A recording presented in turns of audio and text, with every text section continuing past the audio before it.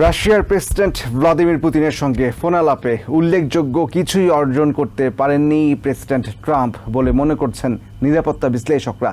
তাদের মতে পুতিন ৩০ দিনের পূর্ণাঙ্গ যুদ্ধবিরতির প্রস্তাব প্রত্যাখ্যান করেছেন। যদিও বলা হচ্ছে জ্বালানি অবকাঠামোয় কোনো হামলা চালানো হবে না, তাতে খুব একটা পার্থক্য দেখা যাবে না, কারণ গত সেপ্টেম্বরেই ইউক্রেনের প্রেসিডেন্ট ভলোদিমির জেলেনস্কি জানিয়েছেন দেশটির ৮০% জ্বালানি খাত সংশ্লিষ্ট অবকাঠামো রুশ বিমান হামলায় ধ্বংস হয়েছে। সাবেক সিআইএ প্রধান জন ব্রেনান তো স্পষ্ট বলেছেন ট্রাম্পকে নিয়ে ইচ্ছে মতো খেলছেন পুতিন। ইউক্রেনে এবং মধ্যপ্রাচ্যে শান্তি প্রতিষ্ঠা করে ইতিহাসে অমর হয়ে থাকতে শান্তিতে একটি নোবেল পুরস্কারের স্বপ্ন দেখে আসছেন প্রেসিডেন্ট ডোনাল্ড ট্রাম্প। মধ্যপ্রাচ্যে সোমবার থেকে ইসরায়েলি নির্মমতা দেখে বিশ্ব বিবেককে কাঁদাচ্ছে। গাজার নিরীহ ঘুমন্ত বাসিন্দা, বিশেষ করে শতাধিক শিশুর প্রাণহীন নিথর দেহ দেখে ক্ষোভে দুঃখে অনেকেই ট্রাম্পকে কাঠগড়ায় দাঁড় করিয়েছেন। বাকি থাকলো ইউক্রেনে শান্তি প্রতিষ্ঠা।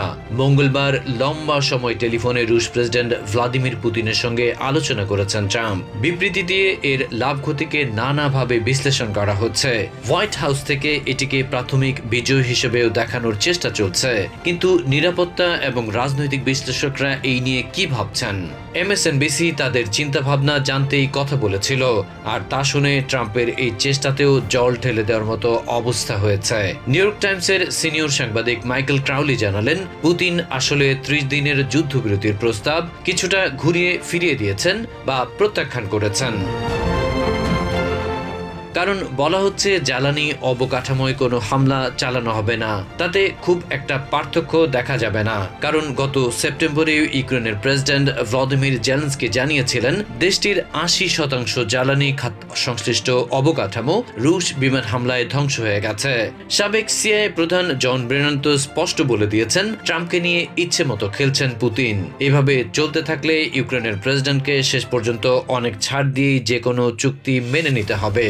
অন্যদিকে মস্কোতে আমেরিকার সাবেক রাষ্ট্রদূত মাইকেল ম্যাকফল জানালেন, প্রেসিডেন্টকে বুঝতে হবে পুতিন কেবল শক্তিমান এবং দৃঢ়চেতা নেতৃত্বকেই সমীহ করেন। রাশিয়ার প্রেসিডেন্ট ভ্লাদিমির পুতিনের সঙ্গে ফোনালাপে উল্লেখযোগ্য কিছু অর্জন করতে পারেননি প্রেসিডেন্ট ডোনাল্ড ট্রাম্প বলেই মনে করছেন নিরাপত্তা বিশ্লেষকরা। তাদের কারো কারো মতে বিপজ্জনক এই খেলায় শান্তি প্রতিষ্ঠিত হওয়ার সম্ভাবনা ক্ষীণ এবং আগামীতে আরও অসংখ্য মানুষের প্রাণহানি ঘটতে পারে।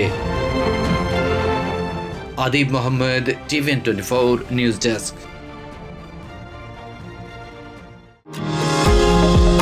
নিউ ইয়র্ক থেকে সম্প্রচারিত TVN24 টেলিভিশন বিশ্বজুড়ে বাঙালির কণ্ঠস্বর।